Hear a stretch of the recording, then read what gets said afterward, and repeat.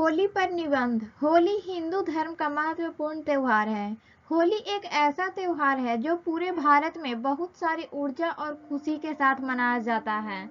सभी लोग त्योहार में एक साथ मिलते हैं, जो एकता, सद्भाव और खुशी को बढ़ावा देता है।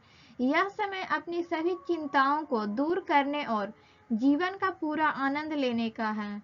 इस त्योहार को सभी वर्गों के लोग मनाते हैं।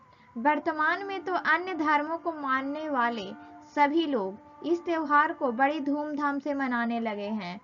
होली कब मनाई जाती है? होली का त्योहार प्रत्येक वर्ष मार्च के महीने में मनाया जाता है। हिंदू कैलेंडर के अनुसार इस त्योहार को फागुन मास में मनाने की प्रथा है।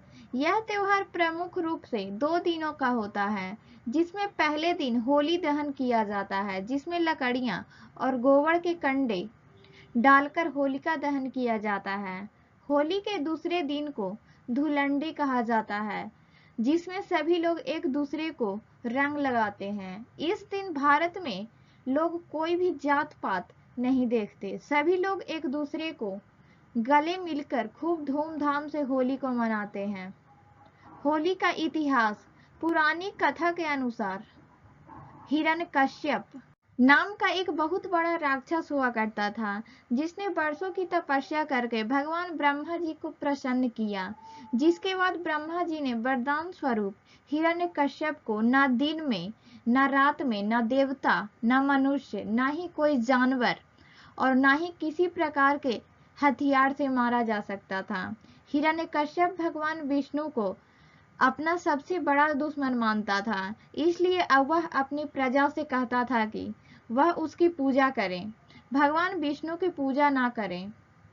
वह अपनी प्रजा से क्रूरतापूर्ण व्यवहार करने लगा। प्रजा के कुछ लोग भयवश उसकी पूजा भी करने लगे। समय बीतने के साथ ही हिरण्यकश्यप के घर एक बेटा पैदा हुआ, जिसका नाम प्रहलाद रखा गया। प्रहलाद बचपन से ही भगवान विष्णु का भक्त था। प्रहलाद हिरण्यकश्यप को ईश्वर नहीं मानता था। बहुत समझाने पर भी वह नहीं समझा, तो हिरण्यकश्यप ने उसे मारने की कई उपाय किए, पर वह नहीं मरा।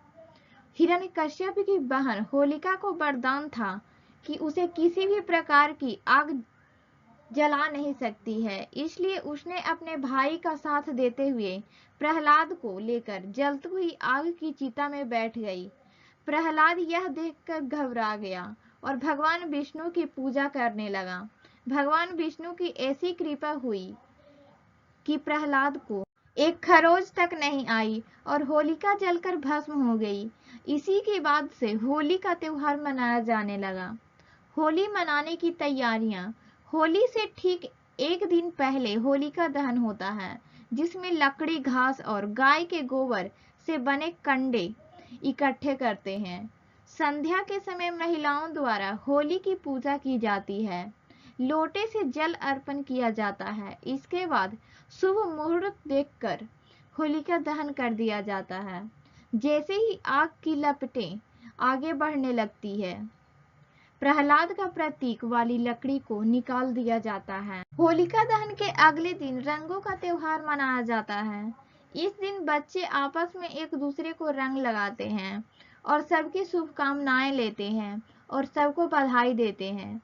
फिर बच्चे और बड़े सभी पड़ोसियों के साथ पिचकारी और एक दूसरे के घर जाकर रंग गुलाल लगाते, साथ ही मजेदार पकवानों का आनंद लेते हैं।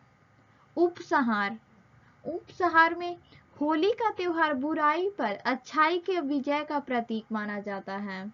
इस त्योहार से सीख लेते हुए हमें भी अपनी बुराइयों को छोड़ते हुए अच्छाई को अपनाना चाहिए। इस त्योहार से एक और सीख मिलती है कि कभी भी हमें अहंकार नहीं करना चाहिए, क्योंकि अहंकार हमारे सोचने समझने की शक्ति को बंद कर देता है।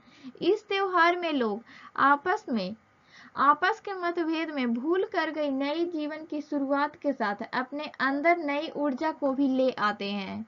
हिंदुओं में सारा परिवार इस अनोखे पर्व का पूरे साल का इंतजार करता है।